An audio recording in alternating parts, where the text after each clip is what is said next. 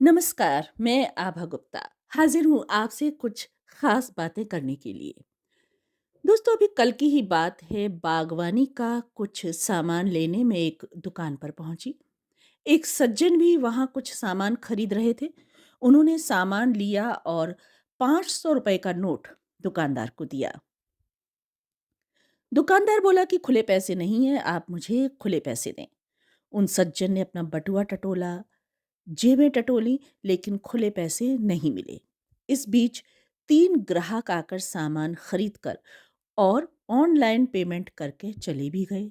मेरा सामान भी सामने था, मैंने भी ऑनलाइन पेमेंट कर दिया। इस बीच वो सज्जन दुकानदार से चिरौरी करने लगे। अरे देख लो ना भाई साहब, होंगे आपके पास खुले पैसे, और अब तो दिन का 1 बज रहा है। दुकानदार ने भी जवाब दिया, भाई साहब, ग्राहक लौटाना क्या मुझे अच्छा लगता है, लेकिन मेरे पास खुले पैसे है ही नहीं तो कहाँ से दे दूं। इस बीच मैंने भी अपना पर्स टटोला तो उसमें मात्र 100 रुपए के 2 नोट थे। मैं भी उनकी मदद ना कर सकी। अंततः वो सज्जन बिना सामान लिए ये कहकर दुकान से चले गए कि सामान को अलग रखना, अभी आकर थोड़ी देर में ले जाऊंगा।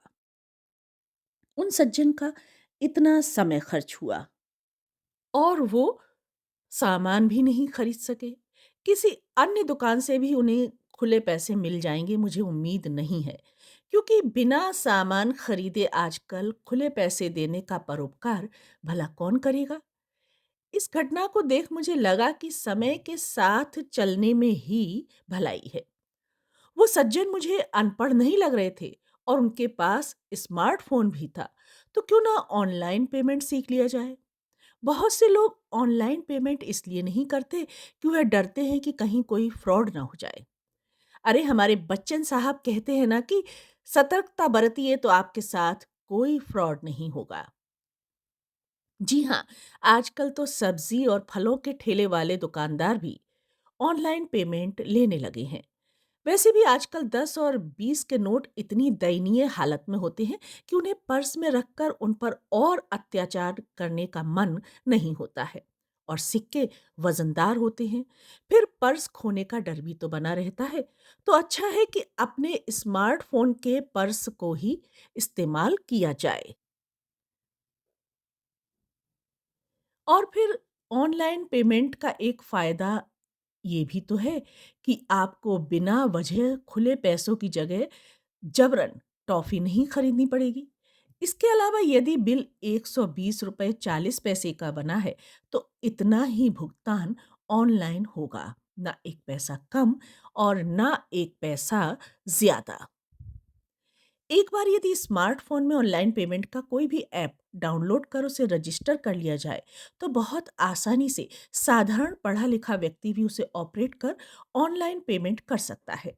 आखिरकार बिना पढ़े-लिखे लोग भी तो रुपयों का हिसाब-किताब कर ही लेते हैं।